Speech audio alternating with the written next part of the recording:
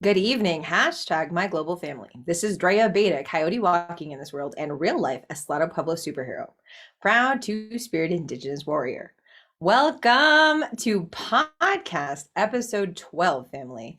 Hashtag coyotes global superhero family. Tonight's theme, family, is hashtag necessary destruction. Saving our souls and maybe our sanity too.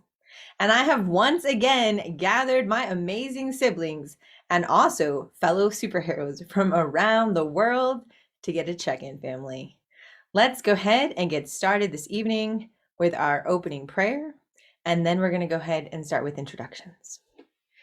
Don't forget, family, this coyote is former pastor in an effort to decolonize, and now just coyote of Coyote's Lodge, House of Spirituality, Critical Race Theory, Medical Marijuana. Our services have been moved, family, to the second Friday of every month. This coyote is very excited to be working on our spiritual selves with you, learning about our histories, our ancestors, and talking about real life. This is your reminder, family, that you are in charge of your spiritual well-being. So join me, family, as we continue to walk the path of our ancestors. Family, today, our special prayer is rooted in the idea of courage. How many of us during COVID have been overwhelmed with anxiety? How many times does just doing the ordinary thing of getting up and going to the supermarket seem overwhelming at times? This coyote is a survivor of trauma 3 times over, and anxiety, PTSD, and depression are a part of my daily life. And I am learning to love all parts of me, family, but sometimes I can forget to be brave. I can forget to be courageous, and I can forget that I'm a superhero and that I'm never alone, but always and forever surrounded by my global family. So family, tonight when we talk to our ancestors and say hello, we're going to ask for their blessings and guidance for us to be courageous and brave warriors.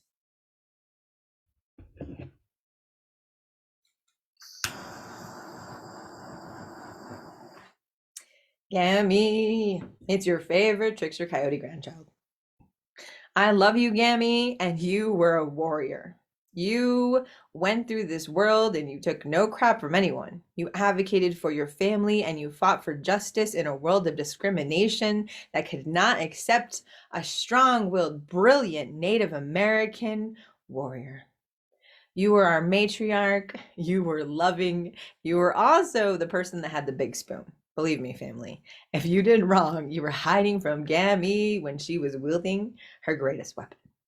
But at the end of the day, she was a role model for what was possible.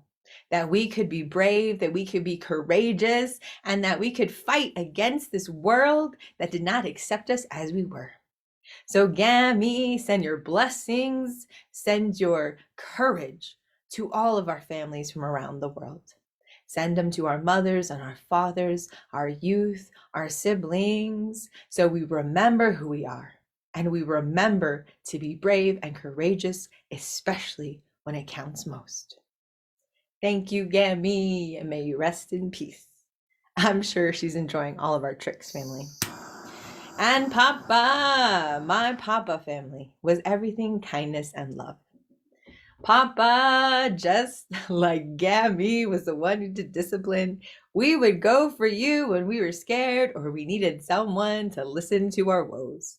So Papa, may you send that support, may you send that love, may you send that care and spirit of forgiveness and healing and comfort so we may find those spaces when we need it most. May we find someone to listen to us. May we find someone to lift us up and support us. And may we in turn be there when our loved ones need us most. Thank you, Papa. I love you and may you rest in peace. And to my great-great-grandpa, Pablo Abeita, true revolutionary and Eslata Pueblo statesman. Ay, Papa, these statesmen, these legislatures, these politicians, they are doing us dirty. And we need some revolutionary change. We need new leaderships. We need our youth. We need our elders. We need everyone to change the way we walk through this world. May we embrace humanizing habits. May we have the courage to think of new ways to live in this world.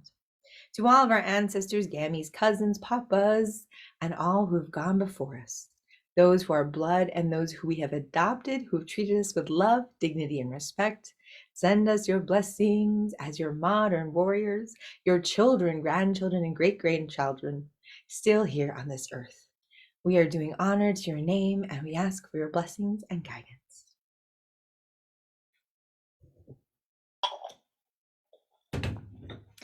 Would anyone like to add to the blessing this evening?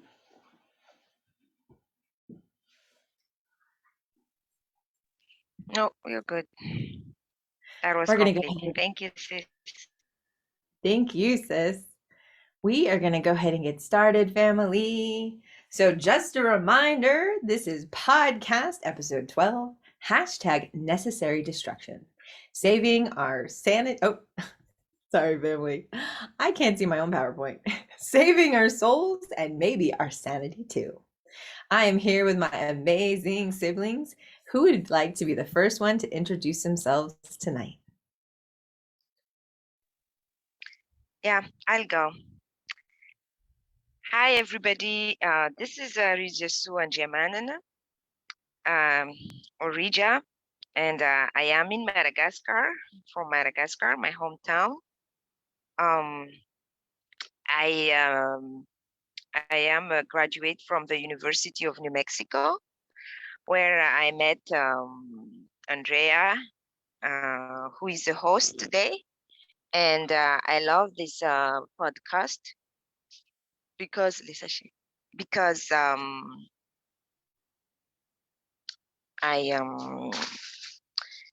this is a great opportunity for us to express ourselves and to meet a global family around the world. So please stay with us, because this is a great opportunity to learn about the struggle and to celebrate the achievements of sisters around the globe. So stay with us. Thank you.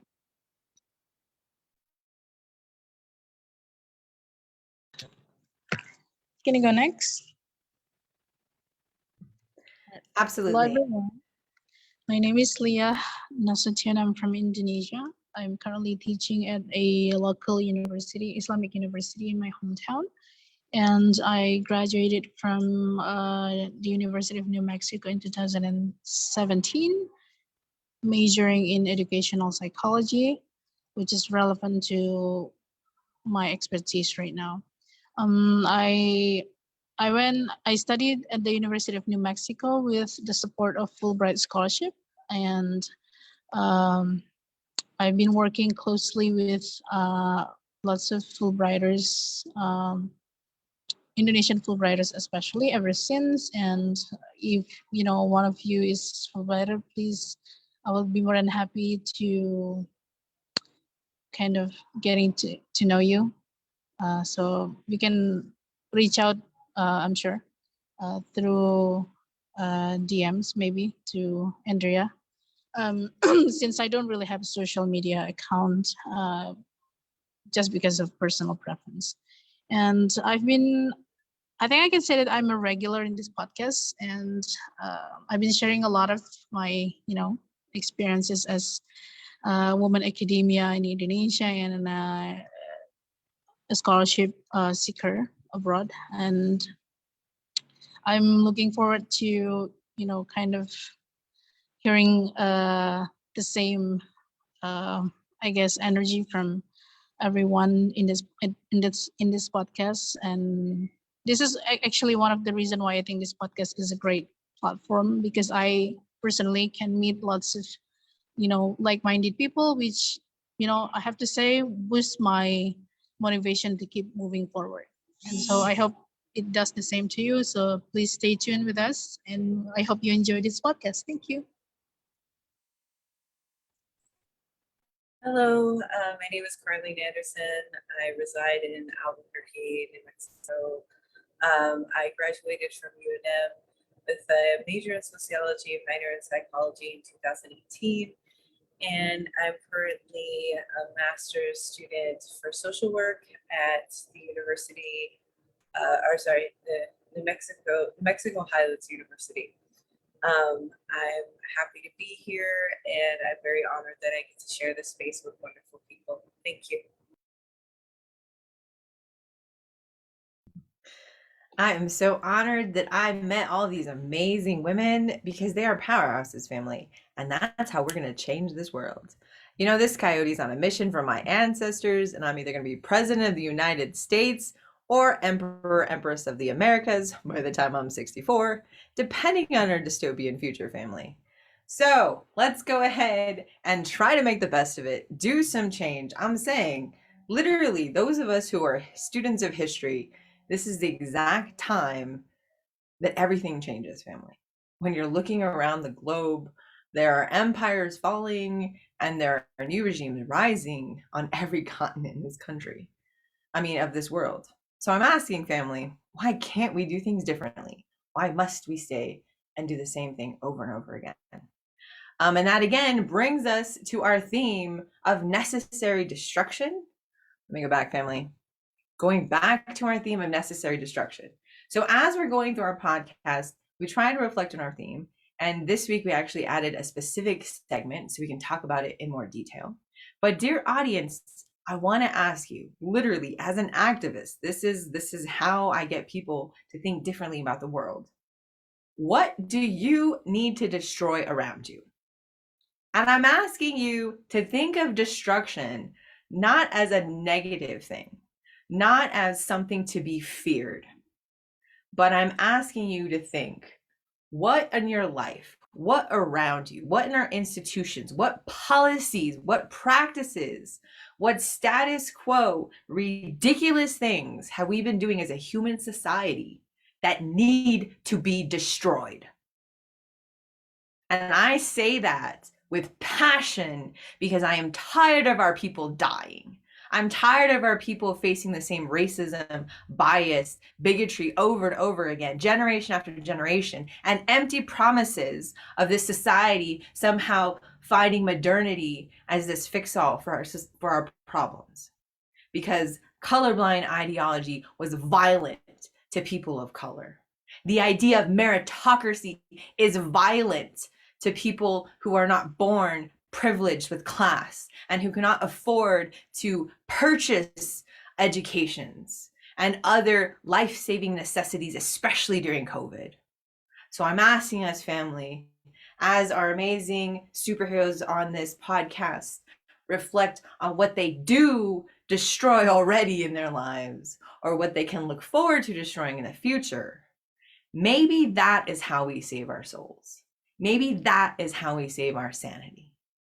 Because what we've been doing clearly has been a disservice to all of our people. So I'm just saying, family, it is time for us to destroy in order to create something new. So tonight, family, as usual, we focus on one of this coyote's original critical race studies, critical race indigenous-based tenets, walking as coyote, in which my CRT theory basically says that ordinary people step up and become extraordinary during times of need. So tenet 3, family, beware kryptonite, even superheroes need balance. Why do we fall, sir? So that we can pick ourselves up. Alfred Pennyworth. All superheroes have a weakness. As modern day heroes of all of our communities, we have a responsibility to maintain a humanizing balance between our mind, body, and spirit, lest we lose our superpowers. Our quote today is from Davina Ruth Begay-Tuber's I Walk in Beauty. My sole problem at Dartmouth was that I did not possess self-confidence.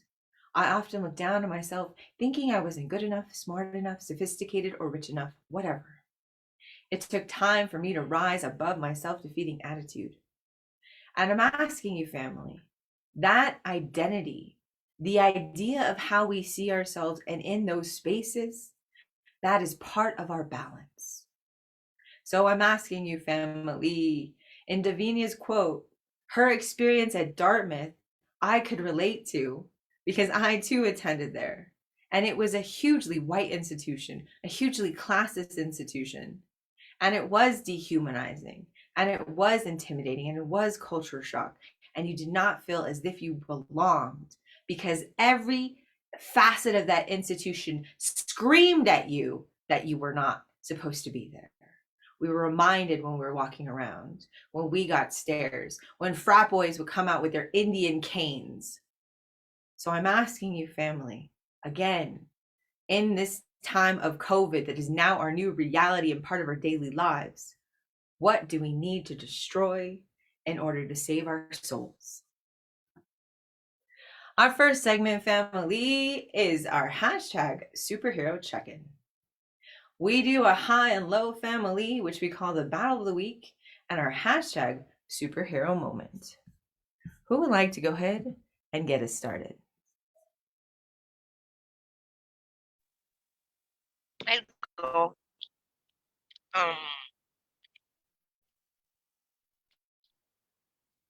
Well, my struggle of the week was my hemorrhoids.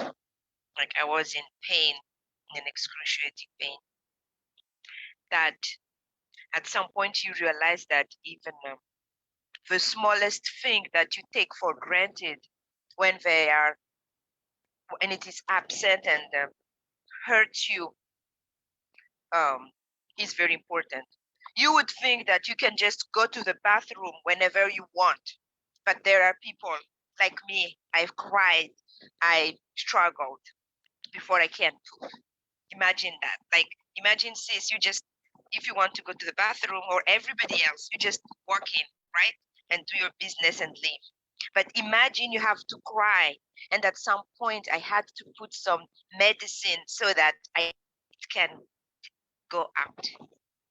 So that's a real, when I realized, like, gosh, and you have to buy that medicine. It's about $2 just to poop. So that was a struggle. The struggle was really, it's not only financially then, but especially your pain, your moral, and everything. Like you just think that, okay, pooping, yes, I could go. And when gas came out, you are like, yes, maybe it's gonna come. It's gonna come. It's a big relief. So, but let's say the positive side of it is, I think we are here to face the world, to overcome obstacles.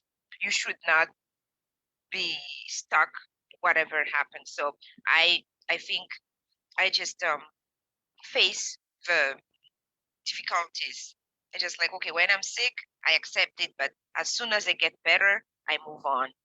And I think to have that mindset really helped me, and I hope that would give us strength as well, right? Sometimes we are low, we are down, but then as soon as we feel better, and we just do what we need to do. So thank you.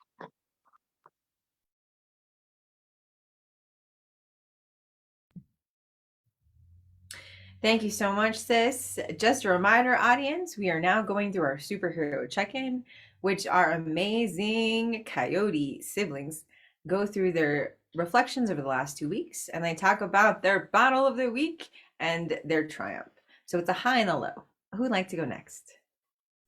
I'll go ahead and go. My high and my low were kind of tied together. I don't usually get days off from either school, my practicum, and then I'm always a mom. So I had an opportunity to take a day where I wasn't going to do anything for anybody except for myself. And then immediately after that, I felt guilty. And I was talking to my therapist about it. And so it just kind of shows me that there's some work to be done as far as like that self-critical part. And like allowing myself the space and the time to actually enjoy the time without guilt is obviously still something that I'm gonna have to work on. I'm done. All right. I'll go next. So we're talking about battle of the week, right? I'm gonna start with my low, I guess. Honestly, this past 2 weeks has been very difficult for me because I have lots of deadlines to catch up. Honestly, like at this point, I cannot believe that, you know, adult lifehood is only a series of deadlines, like endless deadlines when you work. And so I was like, oh my God, I'm drowning in assignments and, this and that. Every day there's just at least one assignment that has to be submitted, be it in relation with your teaching responsibility or your service or your research responsibility as a lecturer. Because here in Indonesia, we share three different responsibilities. And so I'm just very busy catching up with the deadlines. I'm not even close to finish yet right now, but um the good thing about that is that I always feel bad when I don't finish anything in one day. But the good thing of these deadlines, I guess, is I don't feel I feel satisfied in a way that I feel like I do something meaningful. There's always something meaningful I can finish every day. And that boosts my motivation to keep working hard. And also the bright side that I experienced this week is there's a national holiday for Hari Raya Nyepi. It's called Hari Raya Nyepi. Nyepi is like a Christmas for Hinduism. So we have a day off, and that feels amazing because I haven't had this opportunity in a long time. So I guess it's kind of balanced actually. There's the bad side, there's the low side, and there's the up, the good side of everything. So I think I just need to be grateful about the situation that I have right now. I don't know. Over to Karlene or Andrea. I think I am bringing up the N family. But just to go back to what my amazing siblings were talking about, I wanted to point out the differential between life in the United States and life in Madagascar and or Indonesia. When my sis Rita is talking about $2 for medication, that is a large sum of money for people in Madagascar. I think the statistic a few years ago was over half the world's population lived on less than $2 a day. So what we're really talking about is an entire person's wage for a day. In the United States, don't even start me with class and quoting family, but I mean, it could be anywhere from what, $50 to $100 to $200 for a person in the United States. So when she's talking about the extreme cost of medical care for Madagascar, it is very difficult to have access to it, first of all, as well as to being able to actually just pay for it. So sis, I wanted to highlight that, but do you want to add anything to that? Um, yes, yeah. Thank you for highlighting that. Yes, it's yeah, like when you are sick, then we don't have like insurance or something, even if you work. So it's just like it's up to you. Either you're gonna cry until you wait it naturally, so it's gonna be like another 24 hours. But yes, that's true. It's like if you think $2 because $2 can buy you, I don't know, maybe 4 kilos of rice already. You know, so that's a lot for one poop. And I used it last week, about 5 of them. To be able to until that. Excuse me. Now I'm better. Yeah. Thank you, sis. Yeah. Thank you for sharing so much. I appreciate all of you. Last week was really rough. So on Tuesday, like the week started out a little rough because I have a lot of anxiety. You guys know I've been bullied. There's been hostile work environments. There's a lot been going on in the last year and a half during COVID with the particular group that I work with. And I have a lot of work that I have to do. And it gives me anxiety to have to produce an insane amount of work for a place that gives me a lot of anxiety and grief for doing what I'm supposed to be doing. And so I struggle to get my deadlines done. And this resonates to what Leah was saying about adulthood being a never-ending list of deadlines. Like that's all our lives are now. And I'm trying to figure out how to manage that. So I had a huge deadline last Tuesday that was due. But Monday, my cat was dying, like literally dying at home.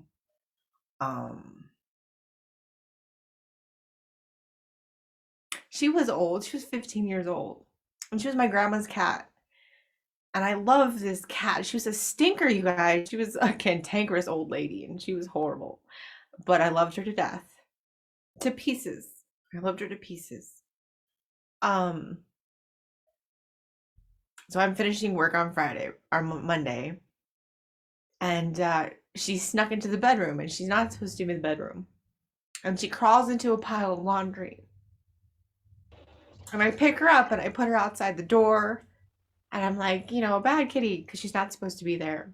And I go to the bathroom and I come back and she had it moved. And that's not like her. And I pick her up and she's not really moving. And I call Neil and it's around 4:30. And I'm like, you better come home. And so we just stayed with her and we held her and we talked to her and I gave her some water and a dropper. And that's how we spent Monday night. And I fell asleep on the couch and she was in a little box. And I was just talking and holding her and we both fell asleep. And we were taking her to the bedroom to go to sleep. And she had passed by then.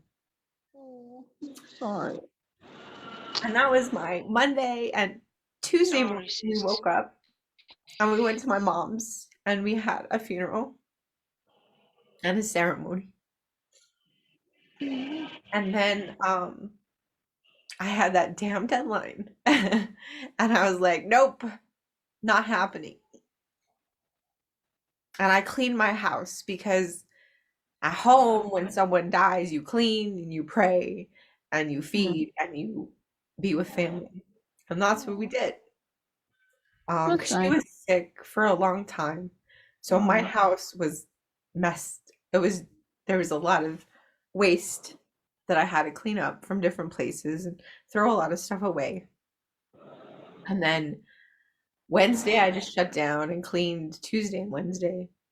And then Thursday, I'm like, all right, I can do this shit. I can get back to work. And then we get word that my nephew, who was one of the youth that I worked with for about 3 years with Loud, who was this group of youth are formerly incarcerated, mostly LGBTQ, and faced off with legislators and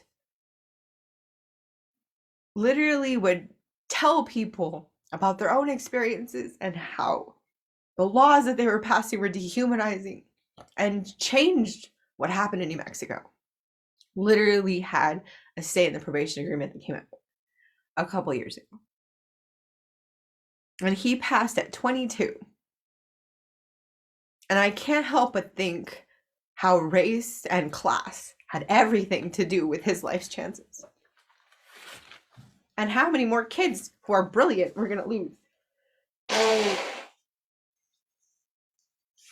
So that was Thursday. And Friday, I did nothing again. And Saturday, Friday, my high. I had family come over. So Peter and Manea came over to hang out, and Karlene came over, and my nephews and my niece came over, and we had a family dinner. And that was comforting, and that was very nice. And then Saturday, we went to his memorial at Roosevelt Park. And we said goodbye. And then fucking Monday came. And I'm supposed to be back to fucking normal. And do my regular shit. And yeah, I've been trying, family. We had the panel on Monday, and it's an enormous amount of work just going through the schedule of this conference and wrangling 35 officers and 85 panelists and going through each detail and finding out if they're going on ground or going online, or if they need us to register them, or they register themselves and they need reimbursement, or if they're just perfectly fine and need nothing. And so that's like 100 and some people I had to comb through over 2 days while forcing myself to do regular work. So I guess that's why I'm thinking about destroying some motherfucking shit, you guys. Because normal, it's fucking killing us. We can't do normal. We just can't do it anymore. So thank you for letting me check in, family. Our second segment.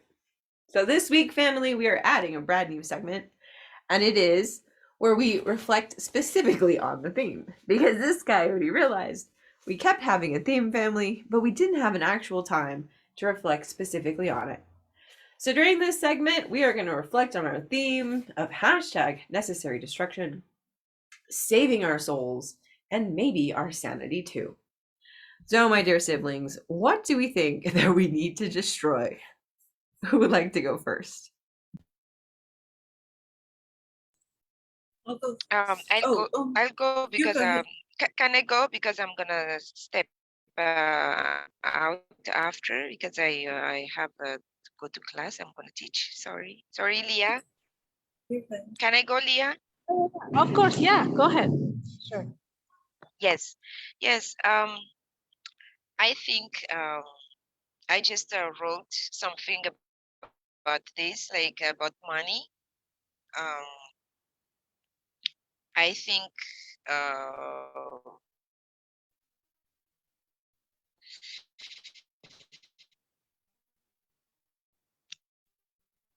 money is should be destroyed.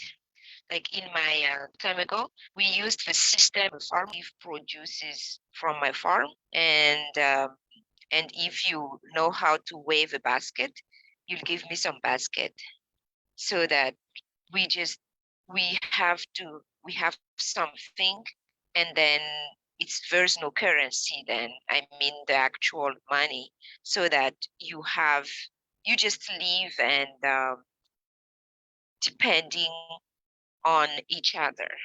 I think that was our traditional society here in Madagascar. Let's say if we had COVID, so somebody who can cure or have medicine can come and we just ask, and then maybe we clean their house for them. If you are a cleaner, or you bring some milk or some eggs, if you grow that, or if you plant some flowers, you would bring it, whatever. So that we live on interdependence and on mutual support and on care. So it's a great opportunity to have face-to-face meetings, and then to build relationships, because with monetary systems now, things are virtual and human beings get detached from each other. So we live like robots, right? So no more visits because of COVID now, um, because of busy time. And then basically then we stay in our own corner, everybody. But we can't do that. We can't really, it doesn't function. Even, even your large family still needs people from outside their circle to function. So we understand that we are all convinced that the world is intertwined, interconnected, and interdependent, but that remains a theory. We don't really accept it. It's an utopia. It's misleading. It's not what we do. So there's a difference between what we think what we believe and what we actually do. And that's how and why the world is divided into rich and poor, into strong and weak, into educated and illiterate, and so on, because we don't use the principle of interdependence, interconnection, and mutual care and support. So if we eliminate then the what is called currency or money, whatever you call it, but instead we do um, a barter, I believe, or I don't know very well the English, but we call it takalu in Malagasy. Then we know that, oh, I can, even if I am a peasant or I am a farmer, I can contribute to the society. At this point, those who are underprivileged and poor feel that they are worthless, they can't do anything for the society, or in the real life, even if we underestimate the peasants, we cannot survive without them. They are the one who work the field so that we can eat the food, but that we have. In the end, we can't eat the actual currency. The dollar bill, you can't eat that. So I don't know. I know it's hard, but the old day society functioned like that, at least in Madagascar. So thank you so much. Thank you so much, sis. We love you and have a great class. Have a great class, sis. I'll see you in the next podcast. Yes, and that is unusual, family. She had a Friday 7:30 a.m. class. That doesn't usually happen. So we're missing her a little early, Yeah, but she'll be back thank you. soon. Bye. We love you. So just a reminder, family, the segment our speakers are currently talking on is hashtag necessary destruction, saving our souls and maybe our sanity too. Who would like to address the prompt next?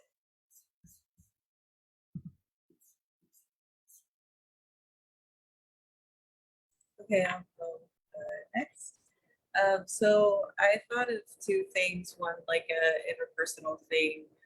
Um, a necessary destruction for me is the destruction of these like false core beliefs and the mistrust that I have within myself. And I have been putting work in trusting myself more, giving myself credit instead of like downplaying my accomplishments. And on a macro level, what I would like to destroy is our concept of a social safety net or a social welfare system here in the United States and especially in New Mexico, because we're such a rural state with very few metropolitan areas. We need to use different approaches and different solutions to help the majority of the people.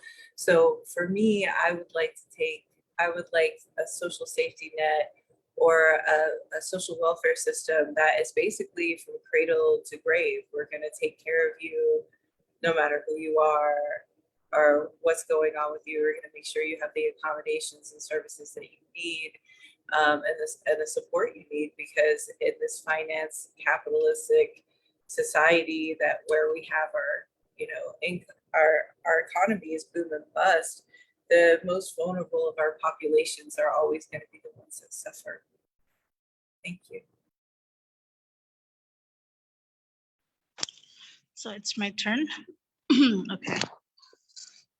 So I think when it comes to like keeping my soul and sanity, well, I think I have done quite a lot this past few months, especially after COVID hit.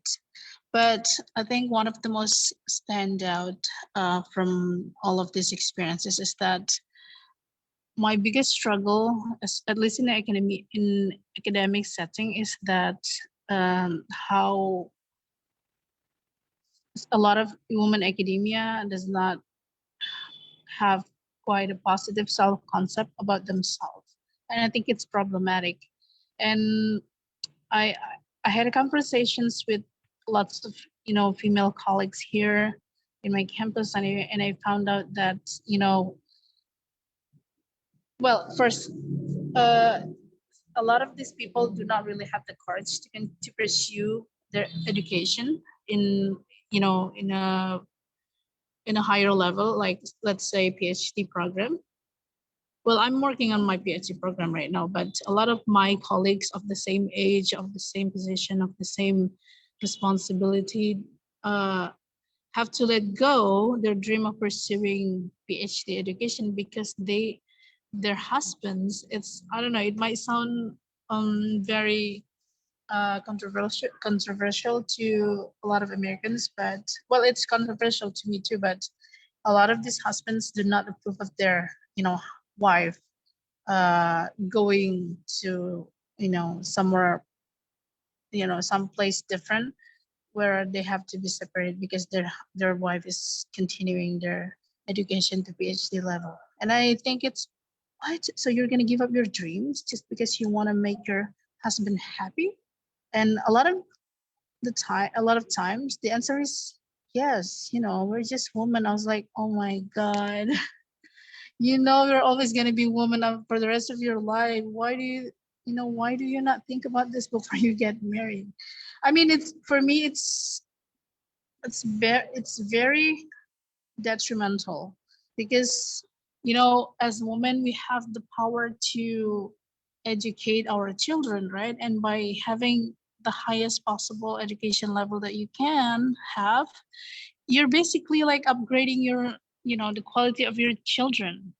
That's how I believe it. But for these people, their priorities apparently their husbands, I don't know, happiness. I'm not sure how it worked, but that's the bottom line is it's patriarchy, and that's what makes me fed up with a lot of the system here in Indonesia. It seems like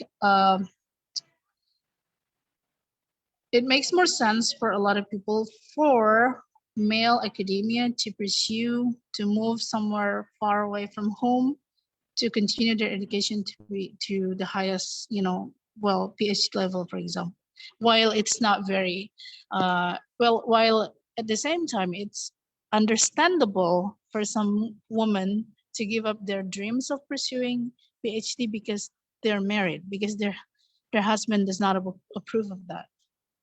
I was like, oh my God, that's where the problem is. So I think, well, I don't have the power to destruct the system right now, but my focus right now is to have as much as qualifications that I can to at least help women around me, at least a woman in my office, for example. So that I can at least help them open their mind, their eyes, and see what's, you know, what they're doing, what they're missing by, you know, by abandoning their dreams, for example. I don't know. Does that make sense, Andrea? Does that answer your question? Sorry. Oh my God, sis. So I was kind of giggling over here. Not giggling. I don't giggle. Male Dre does not giggle. Giggle. But you were very funny because I am just thinking of all of those discussions, those late nights, those crazy conversations that you and I had over culture and norms and putting husbands above wives. Like we talked about this because of Yeah. intersections of your family. And I gotta say, sis, you've come a long way. I gotta poke a little bit at my sis because she sounds so American, family, to my Well, ears. honestly, some of my friends, at least in the ones in the office, said, "Leah, you're too Americanized to understand our struggles." I was like, okay, that's not okay. Let's talk about it more. You I know, love they it just though. I some of love them my just straight up, they don't want to talk about it because they know I'm gonna keep pushing them to go, you know, pursue their dreams, right? I mean, why wouldn't you? So, you know, anyway. absolutely, absolutely. But it makes my heart happy because Liah is now a revolutionary activist. Like she is rabble rousing in her own community with the other women who are in academia with her. And I got to be honest, that happened because Liah came here as a Fulbright scholar, family. I don't think you would have the same ideology. You wouldn't think the same way if you didn't come to the United States and we didn't have that experience together and you didn't. Yeah, I Well, I don't absolutely know. don't You tell me. have this mindset if I hadn't I go there. I'm not sure that I have what I have right now. So yeah. You're a warrior, sis. Oh my God. This is I hope for me, family. It sounds funny and it might even sound condescending, but it isn't. This is my little sister blossoming into a warrior woman, and I'm so jazzed about it. and I don't know if I sound like a jerk for some people in Indonesia at least. Some people might think I'm a jerk, but like last month I had a friend who has a problem with her husband, and from the story that she keeps telling me, we kind of established that her husband is very abusive, at least psychologically. He does this and that. I was like, why don't you just divorce him? My friend was staring at me like, Liah, are you serious? I was like, of course I'm serious. That's what if that happens to me, that's what I would do. And the only reason she listens to me is because she thinks she can dream about what I'm telling her, but not she doesn't really have the courage to do to put it in action yet. But I'm still working on it. I keep I don't know, you can call it brainwash or whatever, but I keep like helping her to see what's she's gonna missing if she keeps holding on to this toxic relationship with her husband. So I don't know, isn't that what American people do? Like they help their friends when they're when they can't see the blind spots in their relationship, right? So that's what I'm trying to do here as well. I love you so much. OMG. Sis Nadita is gonna be like, she loves you so much too. She's gonna be so happy. Yeah. That's what we do, family. We pay it forward, right? You meet people, they support you, they love you, you learn stuff, you learn new language, toxic relationships, right? Emotional abuse, verbal abuse. Yeah. And because of cultural differences, right? Because of religious differences, because of different expectations on how a family unit works, right? Patriarchy that Leo was talking about earlier, that is so strong. It's everywhere, right? I think about my own expectations. Um, I don't iron, family. I mean, I'll iron for male Dre. I won't iron for female Dre. Female Dre wears wrinkly shit. But I will for male Dre. But I will never iron for Neil. Sorry, family. But culturally, I feel like my mom judges me because I don't cook and I don't like iron his shirts. Yeah. I don't know if I can give this confession. Is this a bad confession? No, go ahead. No. My mom irons his shirts. My mom comes by every week to get his shirts. Because I don't know. That's what women of their generation did. They took care of the man and they ironed their shirts and they fed him and shit. I don't do any of that. So I'm just saying, like, it's so revolutionary to hear you talk about the how shift. women's lives in Indonesia, what they could be, right? Because you're role modeling it already in what you're doing now. That's awesome, sis. Ah! I love it. I love it. You're starting fires everywhere. Okay, let me think. I am here to destroy all kinds of shit, family. I have been challenging policy at UNM. UNM, I am there to destroy you. You are huge. You are a mini fiefdom that literally has a dictator at the helm. You hold your staff, your faculty, and your students under terror, a reign of terror. You use law firms to silence any sort of union organizing efforts, to silence faculty organizing efforts. You punish graduate students when they speak out about the abuse they go through. You pay hundreds of thousands of dollars to top administrators to silence students. You don't care about Native American students. You don't care about Black or Brown students. You don't care about Muslim students or LGBTQ students. You parade us around, you have a big meeting, you sign some sort of MOU or declaration, you pat us on the head, and then you go back to dehumanizing us in the next meeting. So yeah, UNM, I am there to destroy you because you don't serve us. You are part of the old regime that needs to go down. It needs to be broken up and it needs to have community-based control over what is happening to our community members because you serve us. You work for us and you get millions of dollars from people who look like the amazing superheroes on this podcast. And that means you work for us. And I am here to remind you of that, even if I have to go around and find the, I want to say, thousands of abuse cases that are just waiting for someone to rally them to have the courage to speak out. And don't forget, in addition, academia, I'm motherfucking after you too. What is this bullshit we have with reinstating and reinforcing class? Why do we reify? Oh shoot, we lost Liah family, but it's also internet connection in Indonesia. She'll be back soon. But why do we reify class in academia? All of these statuses we've had.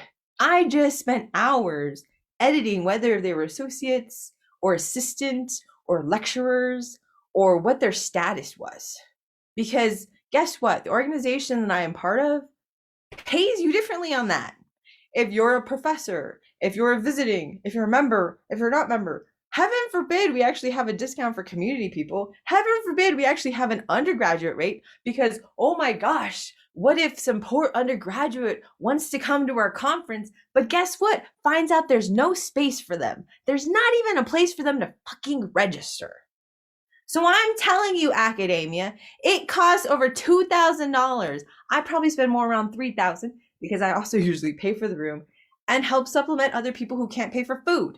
So let's be honest, academia continues to reify classism because you have to be independently wealthy or come from families of wealth to be able to play the damn game, which is go to the conference, present your research, and pay for everything. I literally have to go around and gather about $20,000, family, just to feed the grad students who are going to my conference. And people are going to be like, oh, why are you feeding them? I'll tell you fucking why. Because we're too poor, and that's how we eat at conferences, is we go to all the receptions and we go to all the breakfasts, and that's how we feed ourselves because we just dropped $1,800 on 5 nights of hotel. So I'm saying, if this country is really equal, then why is it so goddamn expensive to even get your foot in the door? So academia, UNM, and that goddamn organization that is causing me so much frustration. I am there to destroy you because you no longer serve us.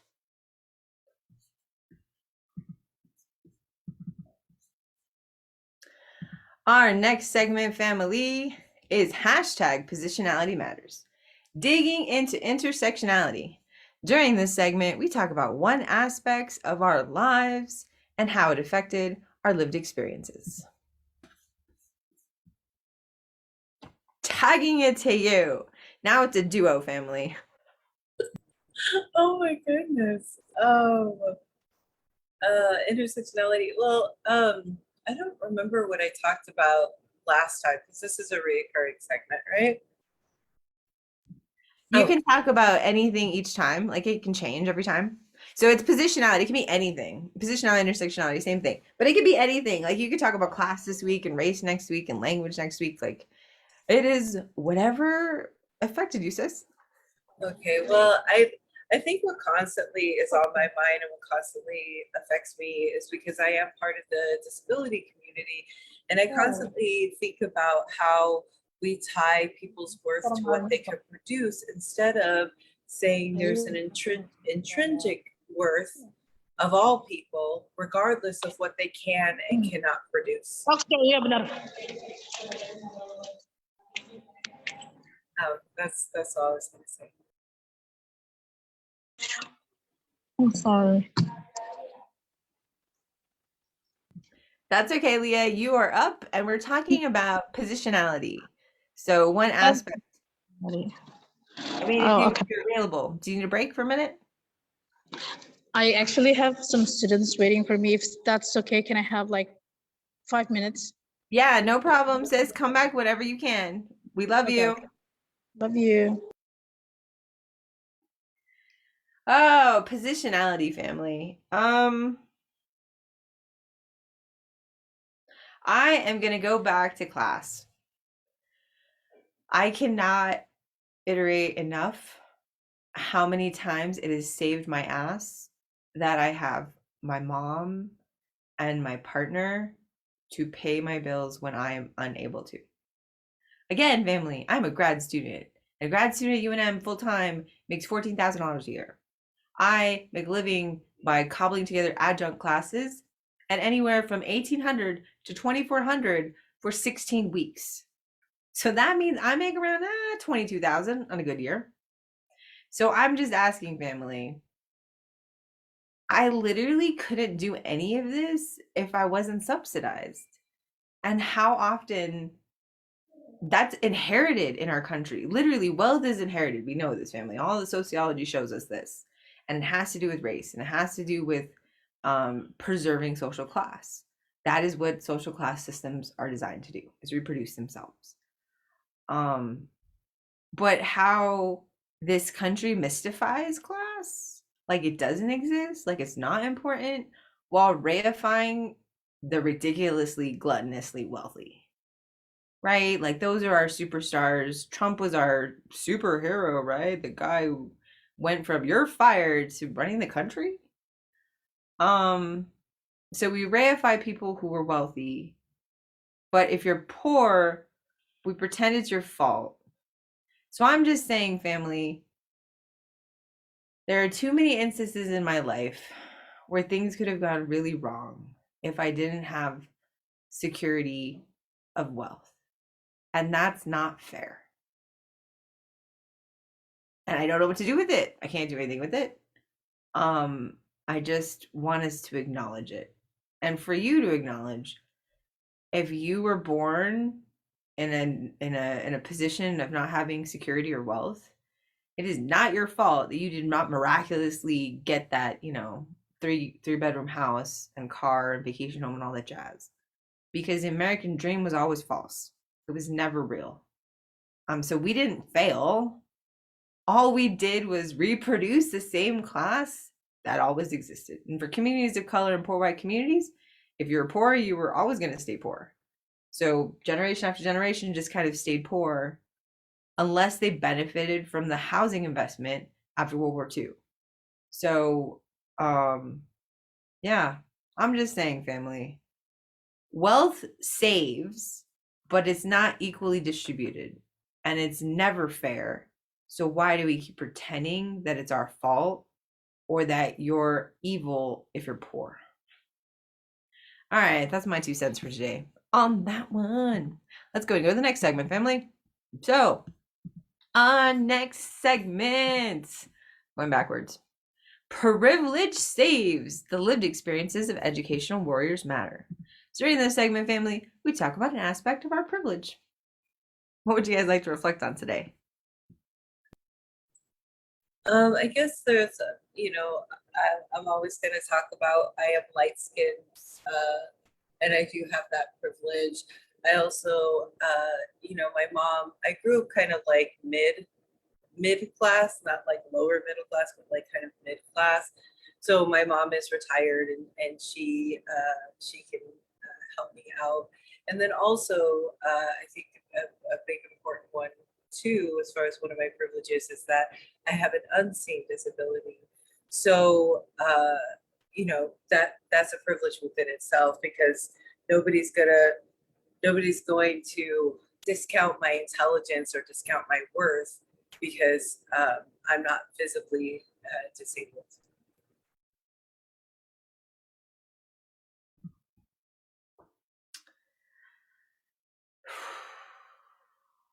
I have too much privilege, family. Not that I have too much of it, but again, I go back to it's unequally distributed. And there's a lot of emotional stuff going on too. So I feel like it's one of those things where you have to address class and you have to address race and you have to address what's actually going on in order to make sense of what's happening, right? Every single day. I think my privilege lately has been my power of speech, to be honest. And that comes with training.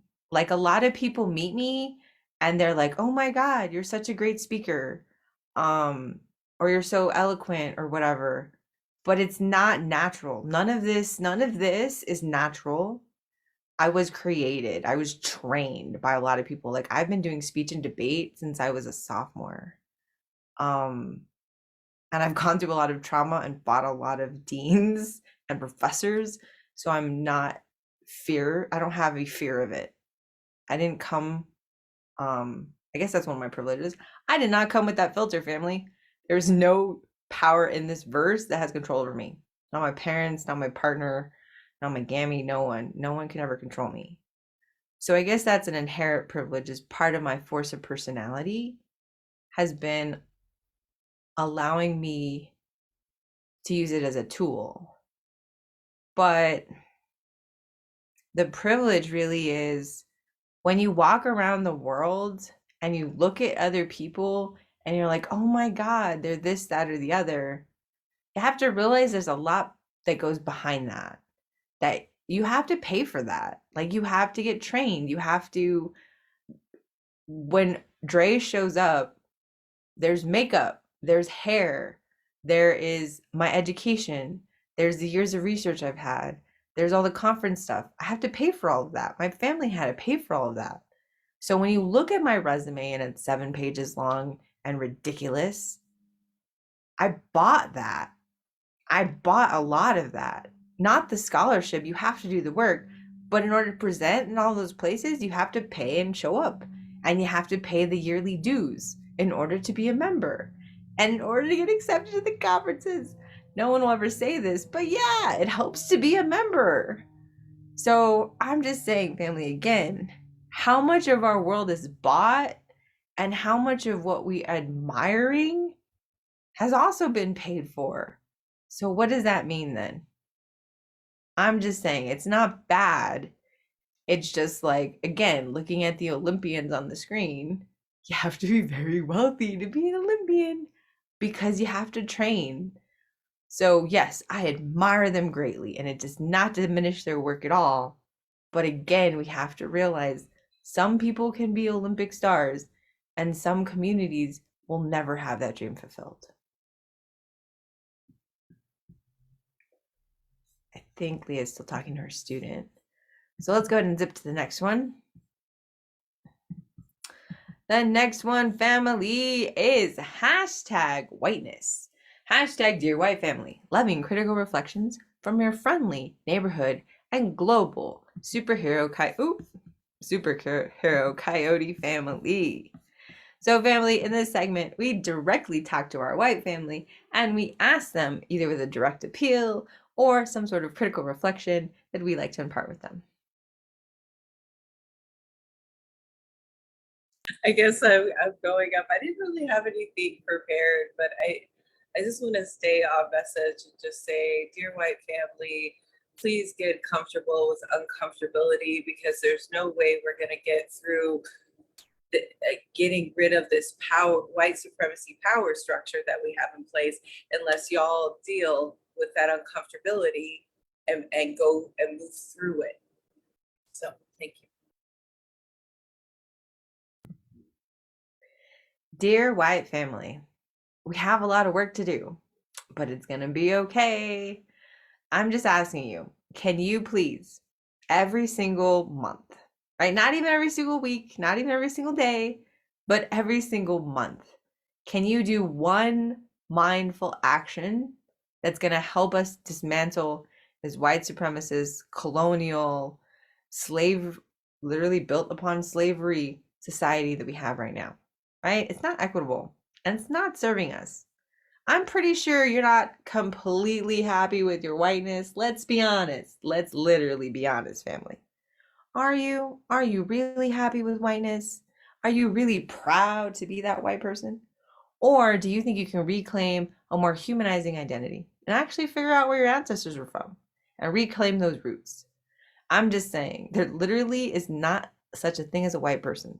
Sociology has debunked that. It's literally a method of social control for political gain.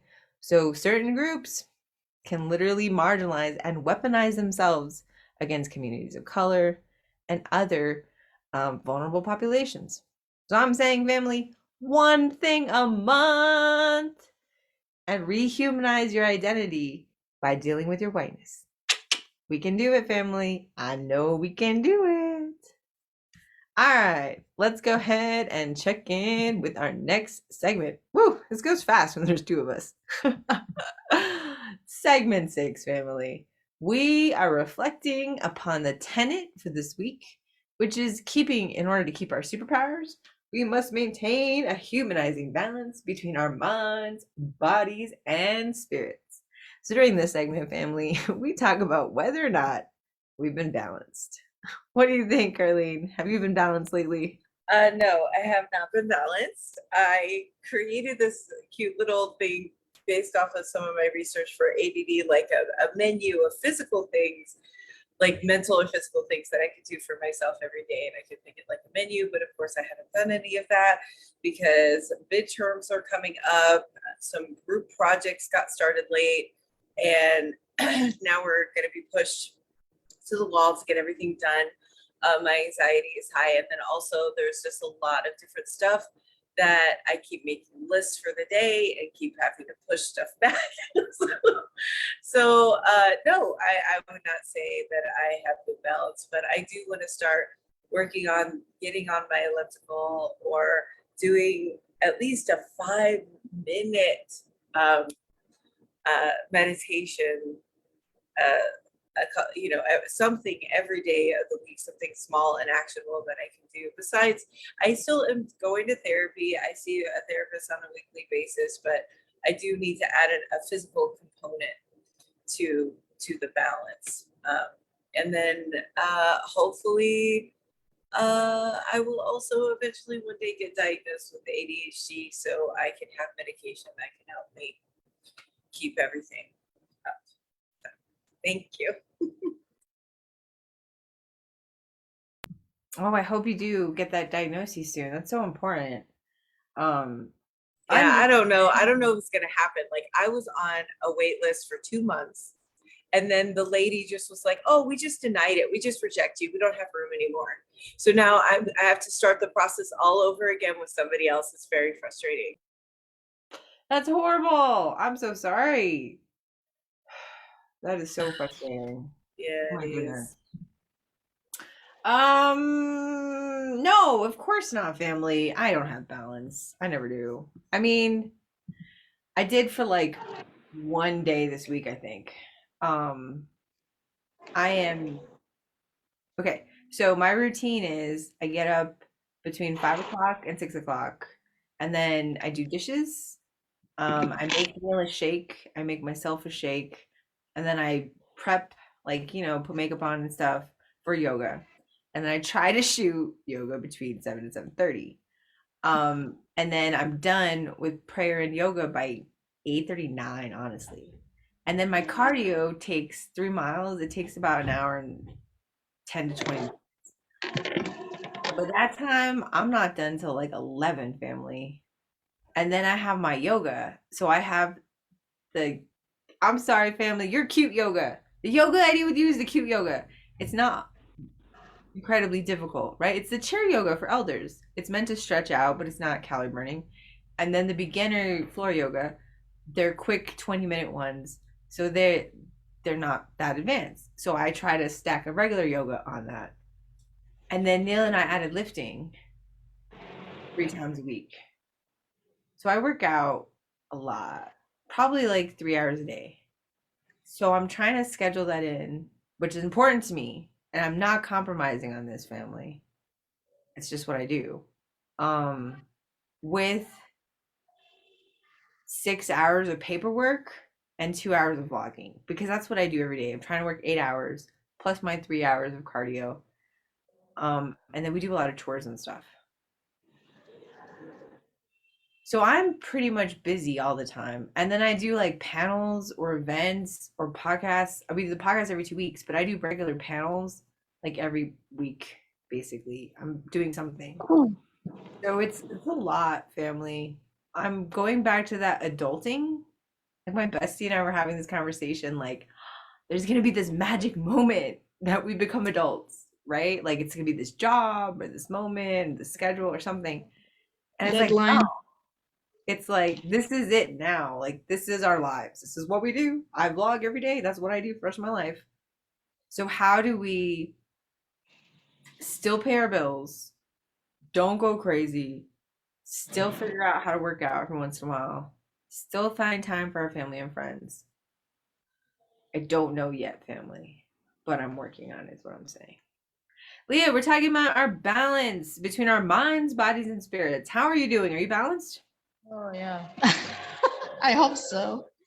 I mean, I'm trying very hard to, like, spiritually speaking, of course, like, I'm practicing Muslim, and I have 5 prayers, that helps me kind of like, I guess I understand it like to be away from the things that disturb my mind. So it's always good, like, for example, in the middle of the day when you're like at the peak of your job, you have lots of things to do, and there's a prayer to call, and that's actually, it gives me some time to reflect on, oh my god, what happens today, you know how do I feel about these people, this person I met today, how do I, to kind of thinking about such thing. And I have 5 times of chances to do that every day, and I think it's very good because in a way I think it keeps me sane, because for a moment I have some time to not think about the deadlines that I have to catch up, not think about, all the drama, professional drama that I have, things like that. And that's spiritually speaking. And physically speaking, my workout, I'm not feeling very good about my efforts of keeping myself healthy, and in terms of the workout that I promise myself to do every 3 times a week. Um, there's always, because I don't have a nanny, so I do everything alone in my home, and having 2 kids, and being a full-time wife whenever I finish my job in the office is not easy, I have to say. Whenever you have some time for yourself, there's this, one of your kids is screaming or pooping, peeing, whatever. Like there's always something to distract yourself from, your me time chances at home. And so I'm dealing with these 2 wonderful kids right now who are very active. They wouldn't be, they don't like to sit, and still quiet. No, that's not their type. So they always try to find something to do at home, and that keeps me busy, to be honest. So I don't really have time to work out, and that's something that I feel very bad about, because I feel like my body needs, I need to pay attention to my body like more, because you know, I think I gained weight. Well, it's not, I think, it's definitely, I gained weight like around 2 kilos, and that's disturbing me. It's way out of my expectation. But intellectually, I think I'm in a very good place right now, because I think I'm quite productive. I write things, I conduct research, and although I have lots of deadlines, but so far I have been always able to to finish the assignments before the deadline. So I think it's something that I'm proud about. Over to Andrea. Thank you, sis. I just wanted to go ahead and clarify too, and ask for you to speak a little bit more. But family, when Liah says, that she doesn't have a nanny, she's talking about the norm for Indonesia. So the other professors of her status, do you want to speak a little bit to that? Because to Americans, would be like, of course, like a nanny. No one here has a nanny, but in Indonesia, it's very different. And also, like how much here in the United States, it would be, astronomical. You'd have to spend what, like $50,000 hiring your own nanny. But in Indonesia, sis, can you give us more information on that? Oh yeah, okay.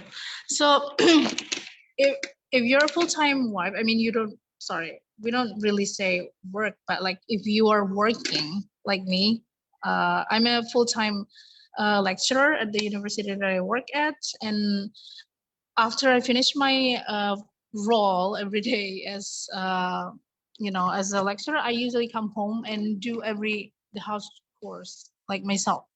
And that's not something very normal for a lot of working women in Indonesia, because they usually have nanny to take care of the kids, so that whenever they go to the office, their mind is not busy thinking about, okay, what happens to my kids at home, are they okay, are they blah blah blah. And when they got back from the office, when they finish their job in the office, they usually come home with the clean, sparkling, this amazing home. They don't need to work, they don't need to wash the dishes, they don't need to do laundry, because they have maids. A lot of working women in Indonesia have maids. I don't have that. I don't have maids, I don't have nanny as well, so I have to do I drop my kids to the daycare, which is not very far from where I live right now, but every 4 hours I check on them, because they usually only take care of the kids until 5 o'clock in the afternoon. And whenever the parents do not pick their kids after the 5 o'clock deadline, then they're gonna have to pay for some penalty, I guess, fine. And so that's what we do. So putting kids in daycare is relatively cheaper than hiring a nanny in Indonesia. So due to financial status that I have right now, I'm leaning more towards the daycare option. And so that's why I feel like I have some time to cut off, of course, to cut off the expenses as well. I think while the kids are at the daycare, I can, when I have some lunch break time, I can do the house chores myself. So yeah, does that make sense, Andrea? Yes. And then could you just tell us, like, how much American dollars would that be? Because it's remind me what your currency is, sis, and the exchange rate. So in order to hire like a nanny, like you were saying, how much would that cost in the United States per month, for example? So for one nanny, it's usually 500,000 in Indonesian rupiah.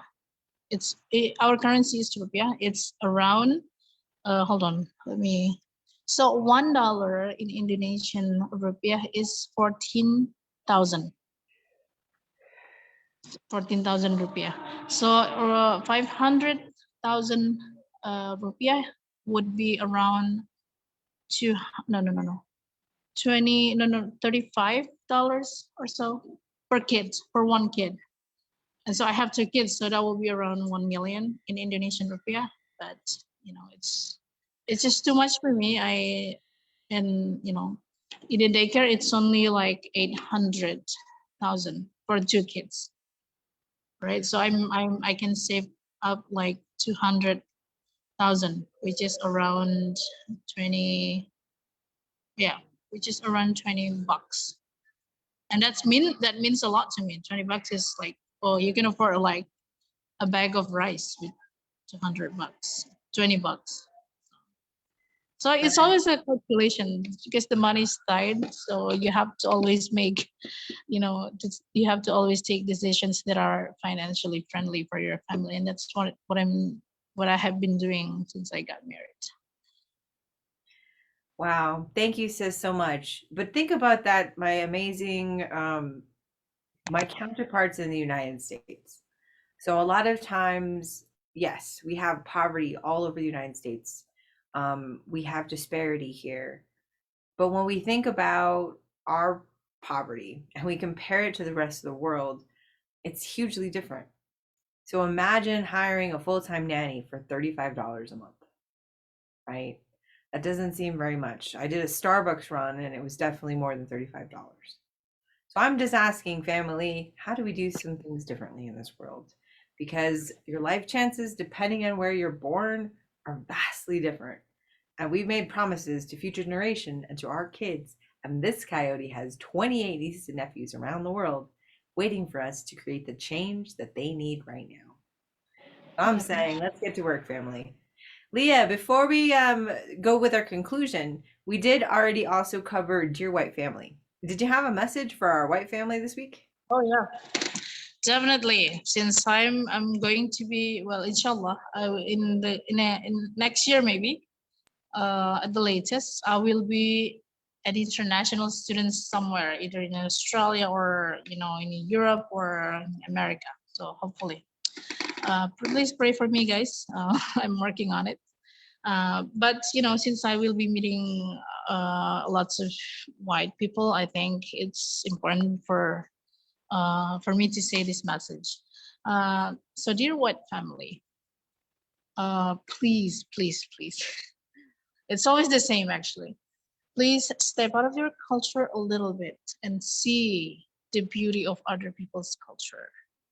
And stepping out of your own culture is the first step, I guess, in our attempt to better understand other people's behavior, personality, or decisions and things like that, which sometimes are judged in an American way, in a Western way. So at least in my experience when I was in the US, people look at my hijab as a weird decision, because why would you cover yourself up from top to bottom in a very hot summer? That's interesting, right? And I know they actually wanted to say that's weird, but they're nice enough to keep that word to themselves, and they say, oh, that's interesting that you wear hijab. And I guess most of these people who have looked at me as a Muslim in a weird way, I think are the people who never have encounter, who never have neighbors, Muslim neighbors, who never have a relationship with Muslim in any sort of way. And that that means a lot, of course. Like it influences the way you think of Muslims in general. But while in reality, even if we have relationship with one or two Muslims, does not mean that we know everything about other Muslims, right? Because a lot of times our religious practice is influenced by our cultural practice, and that's something that we need to understand.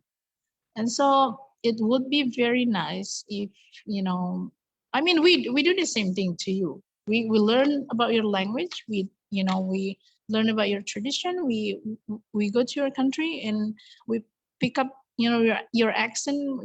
Observe the way you guys live, the way you interact, communicate with each other. Isn't that how we learn about your culture? So maybe if you could do the same thing, half the same thing to us, that would make our relationship more harmonious, better. So we can hang out in a more friendly way, without you thinking I'm weird, without me being scared of being excluded from your group and things like that. So yeah, and that's my message. And also, I think having that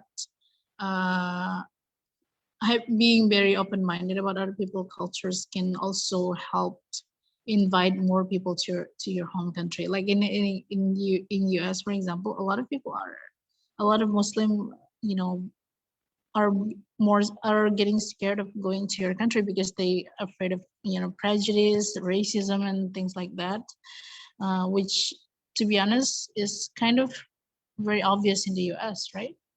It's pretty clear at some point in our time of staying in the US, we will experience some kind of racism, microaggression, and things like that.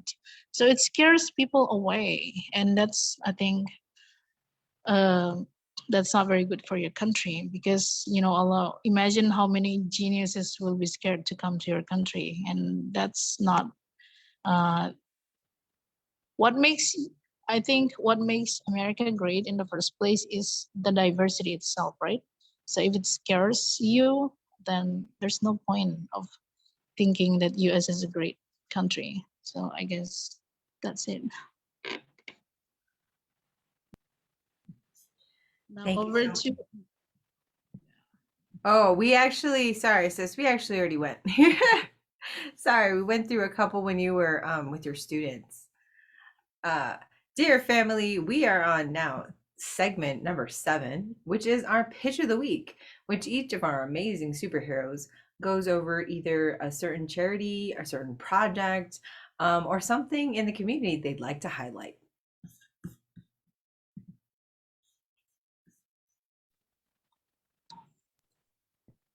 who's gonna start? Is it me? I can go. I Oh, just have one okay. thing in general.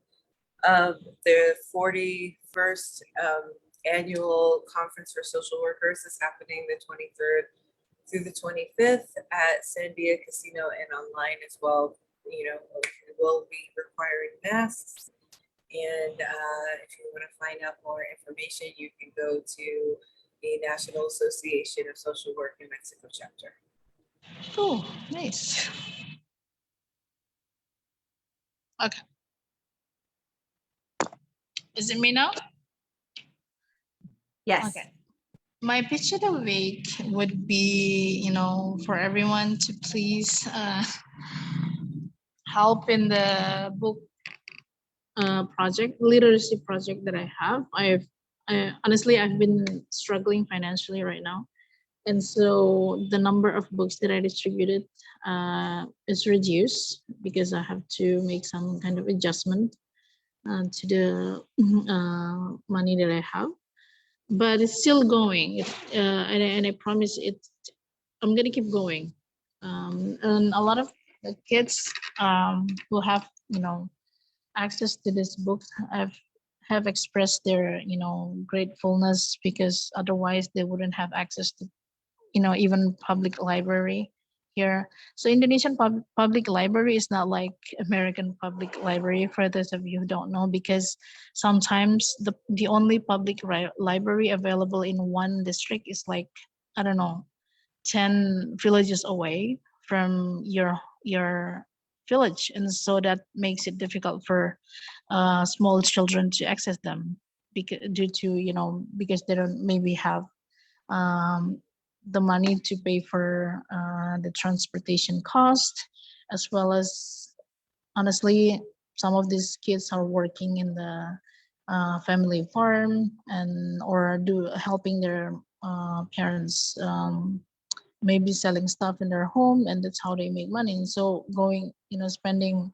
some money for your transportation cost just to get one book or a couple of books is not very promising to them. And so by, you know, getting free books, it actually allows them to enjoy reading, because naturally they actually like reading, but they just don't have access to these books. And this program helps them a lot.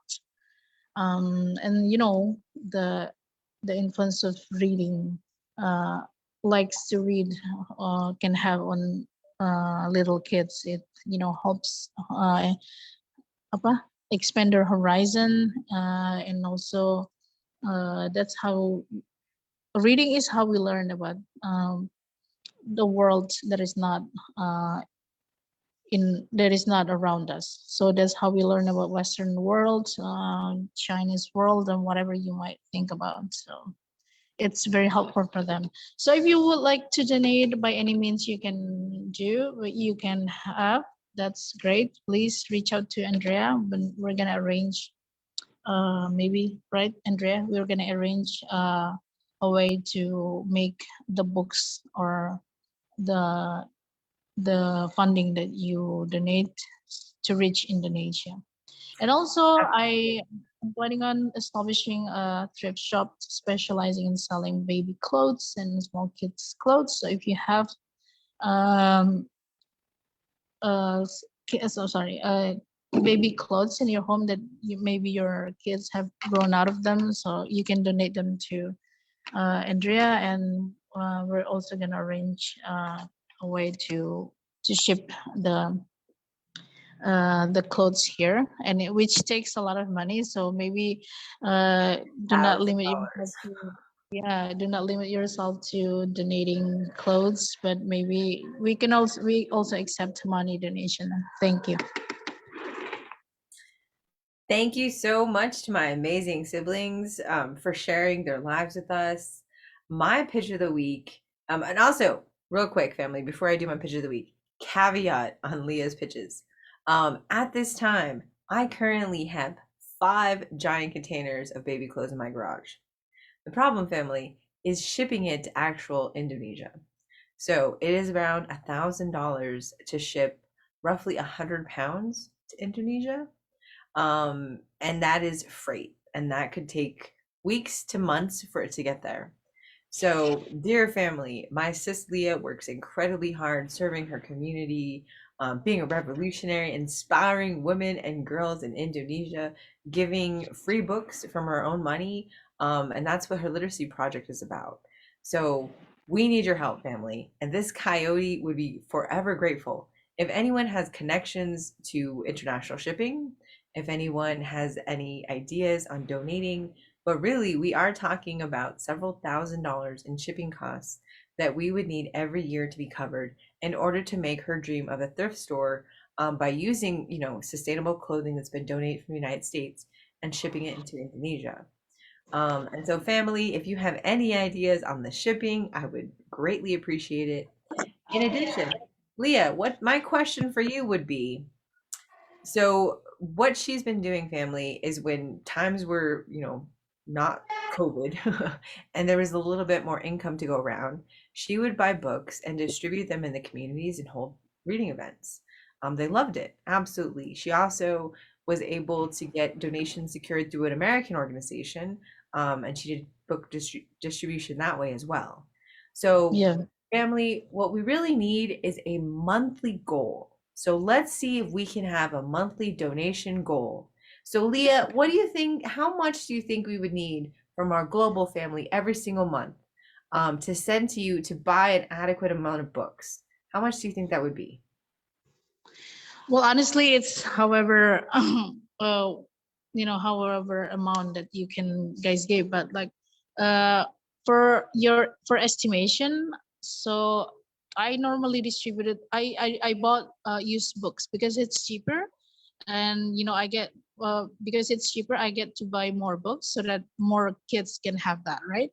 But really, my dream is to finally be able to provide them with new books so that they love it, and they can pass it down maybe to their sisters and their siblings or anyone who around them who might need them.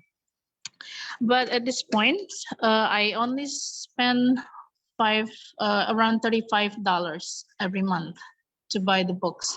So maybe if we can provide, I don't know, I'm thinking maybe like 1 million Indonesian rupiah. So that would be around $500. That would be amazing. In Every addition to month, the or is that our total goal? total goal. No, I mean like the 30. So I have been spending $35 roughly to buy the books, right? So any amount bigger than that, in addition to the 35, is okay. So my my limit would be like $1 million Indonesian dollars, so around 500. Sorry, 50. Oh, 500. 50 dollars, 50 US dollar every month is, I think, would be adequate to distribute enough books to the kids who might need them. So That 50. makes Sorry, sense. I said it 500, but it's actually $50. That's our goal, family, and I think we can do it. So every month, family, please contact this coyote if you'd be interested in starting this campaign. But we actually, the Beta Consulting Group sends $250 to our amazing sis in Indonesia every month to help support the amazing work that she's doing there. And we are taking donations in order to increase that amount.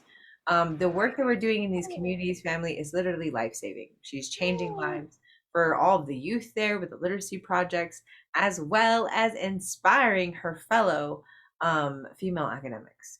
So I'm saying, family, if any of this touches you in any way, if you would like to get started, jump in the battle with us, please, you can always volunteer. Visit our website at abeitaconsulting.com. And that brings us to our concluding slide, family. So don't forget, visit our website at abeitaconsulting.com. Join us here every 2 weeks, family, at 8 p.m. Mountain Time. You can always volunteer for our org. We have a lot going on, family. We could use website designers. We could use video editing. We could actually use more help when it comes to organizing. Our nonprofit is also in the works. Thank you again to my amazing sis, Valentina Zapata, who worked tirelessly, family, putting our handbook together. We're also going to be doing a GoFundMe for $2,000 in order to raise the opening costs for us to file our paperwork officially as a nonprofit. But look for that this summer, family. We're going to be auctioning off some of our amazing artwork to help with that fundraising.